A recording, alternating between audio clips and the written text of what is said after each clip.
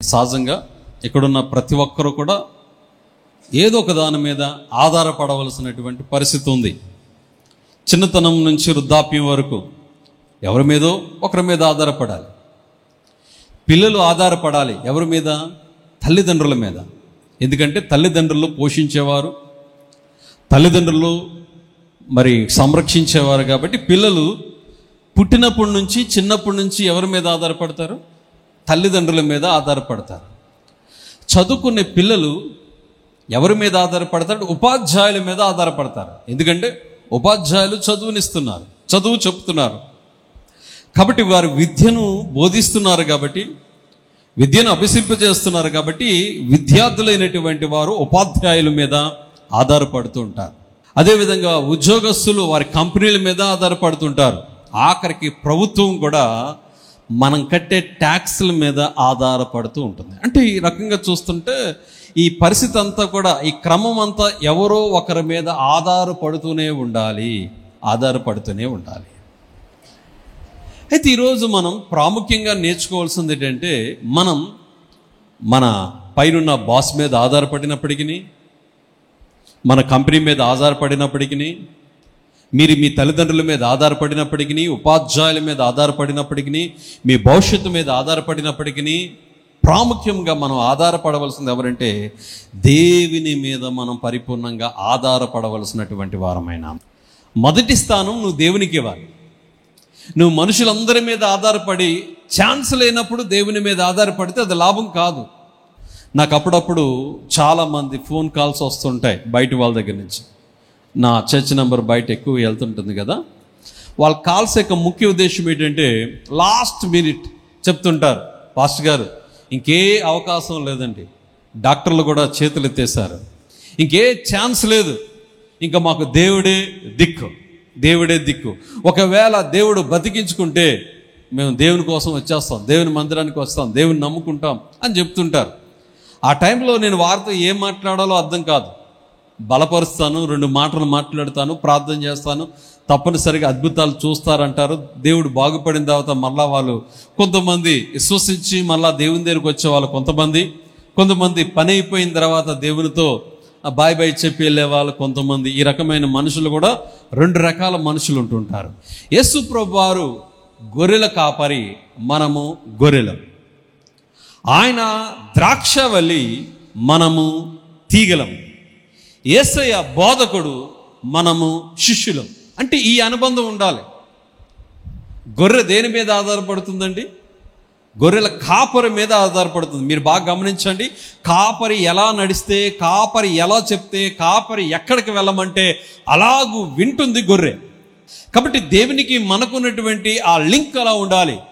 రెండవది ద్రాక్షావళి తీగ. ద్రాక్షావళికి అంటుకట్టకుండా తీగ ఫలించడం అసాధ్యం, అది ఎండిపోతుంది. ద్రాక్షావళికి అది జాయింట్ లేకపోయింది అనుకోండి, ఆ తీగ ద్రాక్షావళిలో లేకపోతే ఆ తీగ ఏమైపోతుంది? సారం ఉండదు, అది ఎండిపోతుంది. కాబట్టి తప్పనిసరిగా తీగ దేని మీద ఆధారపడాలి? ద్రాక్షావళికి ఆధారపడి ఉండాలి. యేసు ప్రభువారు బోధకుడు అంటే శిష్యులు బోధకుడి ద్వారా మాత్రమే శిష్యత్వాన్ని పొందుకోగలరు. అనగా శిష్యత్వాన్ని పొందుకోవాలంటే వారు చెప్పే బోధలు కానీ, గురువు గారి ద్వారా వచ్చే బోధలు కానీ వింటేనే వారు శిష్యులుగా తయారగలరు. కాబట్టి యేసయ్య బోధకుడుగా ఉన్నాడు, మనమందరం కూడా శిష్యులుగా ఉండాలి. ఈ రకమైనటువంటి ఆధారము దేవుని ఎడల మనకు ఉండవలసినటువంటి పరిస్థితి ఉంది.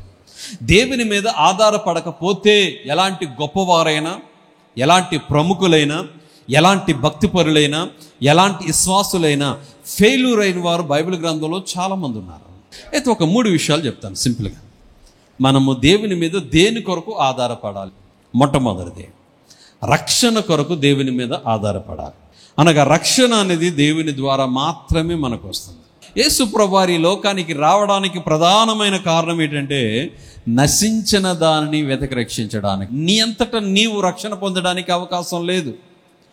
దేవుడు కృప అనుగ్రహిస్తేనే, దేవుడు ఉచితమైన కృప ద్వారా మాత్రమే రక్షించాం. ఒక్కొక్కసారి మనలో ఉన్నటువంటి ఒక అహంభావన ఏంటి తెలుసా? మనలో ఉన్నటువంటి ఆలోచన ఏంటి తెలుసా? నేను రక్షణ తీసుకున్నాను. రక్షణ అనేది చాలా ప్రాముఖ్యమైనది. రైట్. రెండో విషయం చెప్తాం. ఇంకా దేవుని మీద ఆధారపడేది మరొకటి ఏంటంటే పోషణ. మన పోషణ విషయంలో మనము దేవుని మీద ఆధారపడవలసినటువంటి వారమై ఉన్నాం. మన బ్రతికించేవాడు దేవుడే. ఈరోజు నీ జీవనాన్ని, నీ పరిస్థితిని ఆయన మాత్రమే చూడగలిగిన వాడు. ఆయన నిన్ను ప్రేమించి, ఆయన నిన్ను ఆదరించి, దేవుడు నీకు ఇస్తున్న పోషణను గ్రహించాలి. నువ్వు పోషించబడుతున్నావంటే అది దేవుని కృప వలన మాత్రమే నువ్వు గ్రహించాలి. మానవ జీవితంలో ఎప్పుడు కష్టాల్లో ఉన్నప్పుడు ఏం చేస్తా అంటే దేవుడు మాత్రమే ఈ కష్టాల నుంచి తీర్చాలి అని అనుకుంటాం. దేవుడు అన్ని కష్టాల నుంచి తీసి దేవుడు ఉన్నతమైన స్థానాల్లో పెడితే మానవ ఆలోచన ఎలా ఉంటుంది తెలుసా? ఇది నా కష్టంతో సంపాదించుకున్నాను, ఇది నా జ్ఞానంతో సంపాదించుకున్నాను, లేకపోతే రాత్రి అనక పగలనక ఎంతగానో ప్రయాసపడి సంపాదించుకున్నాను, ఇది నా స్వశక్తి అని చెప్పుకుంటుంటావు. కాదు, నీ జీవితంలో ఏమి కలిగినను అది దేవుని వలన మాత్రమే కలిగినవని నువ్వు గ్రహించాలి. ఈరోజు సజీవుడుగా ఉన్నావు, ఈరోజు దేవుడు ఒక ప్రాణాన్ని ఇచ్చి దేవుడు నిలుపుకున్నాడంటే అది దేవుని యొక్క ప్రేమ, కృపాన్ని నువ్వు గ్రహించాలి. మరొక రోజు నువ్వు చూడగలుగుతున్నావంటే, మరొక దినాన్ని నువ్వు చూడగలుగుతున్నావంటే అది దేవుడిచ్చినటువంటి కృపాన్ని నువ్వు పరిమాణం అని గ్రహించాలి. ఈ దినాన్ని నువ్వు కడుపు నిండా తినగలుగుతున్నావంటే అది దేవుని యొక్క కృపాన్ని నువ్వు గ్రహించాలి. కాబట్టి పోషించేవాడు దేవుడే. ఇక్కడ చాలా మంది భయపడుతుంటారు మీ భవిష్యత్తు కొరకే. రేపు నా భవిష్యత్తు ఏమైపోతుందో, రేపు శూన్యమైపోతుందేమో, నాకు చూస్తే ఇన్ని ఈఎంఐలు ఉన్నాయి, నాకు చూస్తే ఇన్ని అప్పులు ఉన్నాయి, నాకు చూస్తే ఇలాంటి పరిస్థితులు ఉన్నాయి, రేపు నా భవిష్యత్తు ఏమైపోతుందో, రేపు నా భవిష్యత్తు చీకటైపోతుందనే భయాలు నీ మీద ఉన్నాయి. భయపడవద్దు. నువ్వు ఎప్పుడు భయపడుతున్నావంటే నువ్వు ఇక నీ అప్పుల విషయంలో కానీ, నీ యొక్క కార్యాల విషయంలో కానీ నీ శక్తి మీద నువ్వు ఆధారపడుతున్నావు. నీ శక్తి మీద కాదు, దేవుని శక్తి మీద ఆధారపడు. దేవుడు ఆ టైంకి, ఆ సమయానికి దేవుడు ఏదో మార్గం తెరుస్తాడంతే. నీ జీవితంలో ఒకవేళ ఏదైనా సమస్య వస్తే కిచెన్లో మోకరించి ప్రార్థన చేయి అంతే. సమస్య వస్తే నీ బెడ్రూమ్లోకి వెళ్ళి ప్రార్థన చేయి. సమస్య వస్తే నీ ఆఫీస్ టేబుల్ దగ్గర మోకరించి ప్రార్థన చేయి.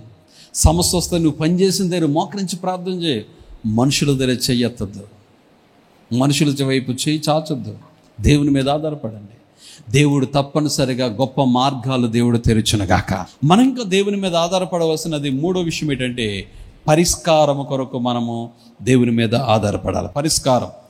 పరిష్కారం ఇవ్వగలిగిన వాడు దేవుడు మాత్రమే. ఏదైనా ఒక సమస్య వచ్చింది, భార్యాభర్తల మీద ఒక సమస్య వచ్చింది, ఈ సమస్యను పరిష్కరించగలిగిన వారు ఎవరంటే దేవుడే. నేనేమంటున్నా అంటే ఇప్పుడున్న ప్రజెంట్ పరిస్థితుల్లో ఆ సమస్యల పరిష్కారానికి ఒకవేళ మనుషుల దగ్గర తీసుకెళ్ళాం అనుకోండి, మనుషులు ఏం చేస్తారు, దాన్ని ఇంకొక రకంగా చేస్తారు. ఈ మధ్య నేను పెళ్లి చేసిన ఒక ఇద్దరి మధ్య విభేదాలు వచ్చాయి, గొడవలు వచ్చి ఆ గొడవలు ఎంతవరకు వెళ్ళాయంటే చాలా పీక్కి వెళ్ళిపోయాయి. ఇరు కుటుంబాలు కూడా కొట్టుకున్న పరిస్థితుల్లోనికి వచ్చాయి, తిట్టుకున్న పరిస్థితుల్లోనికి వచ్చాయి. లాస్ట్ మినిట్ ఏంటంటే డివోర్స్. ఇద్దరు విడిపోదాం అనుకున్నప్పుడు ఇరువురు పెద్దలు ఒక చోట చేరారు. అప్పుడు నాకు ఫోన్ చేశారు, పాస్టర్ గారు మీరు కూడా ఉంటే బాగుంటుందంటే, ఏదైనా మంచి పనికి అయితే నేను ఉంటాను కానీ ఇలాంటి పనికి నేనేంటంటే లేదండి, పెళ్లి చేసింది మీరే కాబట్టి కొంచెం వచ్చి ఆ పెద్దలతో 2 మాటలు మాట్లాడి వెళ్ళిపోండి అన్న. సరే నేను వెళ్ళిన తర్వాత నేను పెద్దలతో కాదు, ఒకసారి విడిపోతున్నటువంటి వాళ్ళ ఇరువురితో మాట్లాడాలనుకుంటున్నాను అన్న. సరే వెళ్ళండి అన్నాను. ఇద్దరిని రమ్మన్నా, బలవంతం మీద వచ్చారు, ఇద్దరిని కూర్చోబెట్టాను. సమస్య ఏంటి, అసలు ఎక్కడి నుంచి వచ్చింది మీ సమస్య, ఏంటి మీ ప్రాబ్లం అంటే ఏమీ లేదు, చాలా సిల్లీ అండి, చాలా సిల్లీ. ఏదో ఈయన ఒక మాట అన్నాడు, మీ నాన్న వాళ్ళంటి వాళ్ళు, మీ అమ్మ అలాంటి వాళ్ళు అని రకరకాల, చాలా ఈగో. చెప్పాలంటే చిన్న సమస్య, ఆ సమస్య పెద్దదై వాళ్ళ తల్లిదండ్రులు, వీరి తల్లిదండ్రులు వచ్చారన్నారు.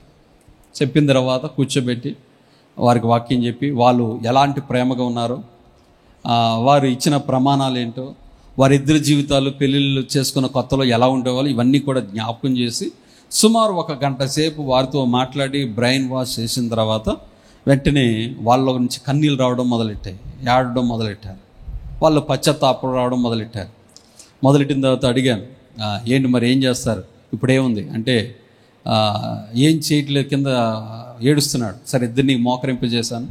ఒకరి చేతులు ఒకరు పట్టుకోమని ప్రార్థన చేయమన్నాను. ఒకరి చేతులు ప్రార్థన చేస్తున్నారు. ప్రార్థన చేస్తుంటే ఆటోమేటిక్గా చేతులు పట్టుకున్న వారు ఇద్దరు కౌగిలించుకొని ప్రార్థన చేయడం మొదలెట్టారు. దేవునికి స్తోత్రం. హల్లెలూయా. కౌగిలించుకొని ఆడడం మొదలెడుతున్నారు. అంత అయిపోయిన తర్వాత వాళ్ళ తల్లిదండ్రులు పిలిచి ఏం డివోర్స్ లేదు, ఏం లేదు, ఇద్దరు మళ్ళీ సెట్ అయిపోయారు, ఏం ఇబ్బంది లేదు అనగానే పెద్దోళ్ళు కోపం వచ్చింది. ఈ పార్టీ దానికి మమ్మల్ని పిలవాలా, మేము పళ్ళు మానుకొని 2 రోజులు వదిలిపెట్టి వచ్చాం, అన్ని మాదిరిగా వదిలిపెట్టాం, అందరికి చెప్పేస్తాం, తేలిపోవాల్సింది ఏదోటిది. అరే వీళ్ళిద్దరు కలిపారు కదా, కలిపేస్తే ఏమైందండి? అన్న మాట వెనక్కి తీసుకుంటారా? వీళ్ళన్న మాట వెనక్కి తీసుకుంటారా? ఆయన అన్న మాట వెనక్కి తీసుకుంటారా? మా మీద పెట్టిన కేసులు వెనక్కి తీసుకుంటారా? మేము చాలా అవమానపడ్డాం. ఇడిపోవలసింది అంతే వీళ్ళిద్దరు, మీకు ఊరుకో. అరే ఇద్దరు ఏడుస్తున్నారు పట్టుకొని, మాకు కావాలి, మా ఆయన కావాలి, నాకంటే మా భర్త కావాలని. ఏమి పరిష్కారం? మనుషుల దగ్గర పరిష్కారం ఎలా ఉంటుందండి? ఎలా ఉంటుంది? మోకరించి ప్రార్థన చేస్తే పరిష్కారం వచ్చేస్తుందండి. మీ యొక్క ఉద్యోగ సమస్య అయినా, అది వివాహ సమస్య అయినా, చదువు విషయంలో సమస్య అయినా. చాలా మందిలో ఇప్పుడు ఉన్నటువంటి పరిస్థితి ఏంటంటే చదువే ఒక సమస్య వాళ్ళకి, దీని పరిష్కారం దొరకట్లేదు. అదేవిధంగా ఉద్యోగమే ఒకరికి ఒక సమస్య, ఉద్యోగంలో పరిష్కారం దొరకటం లేదు. దాంపత్య జీవితంలోనే ఒక సమస్య, వారికి ఒక సరైనటువంటి పరిష్కారం దొరకట్లేదు. ఒక జీవితంలో వారి జీవిత విధానమే ఒక సమస్య. పరిష్కారం ఇవ్వగలిగిన దేవుడు ఉన్నాడు. ఈ భూమి మీద సరైన పరిష్కారము ఎవరు ఇవ్వలేరు. దేవుని ఎదుట ఆ సమస్యను పెడితే దేవుడు పరిష్కరిస్తారు. దేవుని మీద ఆధారపడాలి. దేని మీద ఆధారపడాలనేది 3 విషయాలు చెప్పాను. మొట్టమొదటిది రక్షణ కొరకు మనం దేవుని మీద ఆధారపడాలి. రెండవది మన పోషణ, మన భవిష్యత్తు కొరకు దేవుని మీద ఆధారపడాలి. మూడవది మన పరిష్కారం కొరకు దేవుని మీద ఆధారపడాలి. అటువంటి కృప దేవుడు మనకు, మన సంఘానికి, ప్రతి బిడ్డకు కూడా దేవుడు దయచేయునుగాక. ఆమేన్.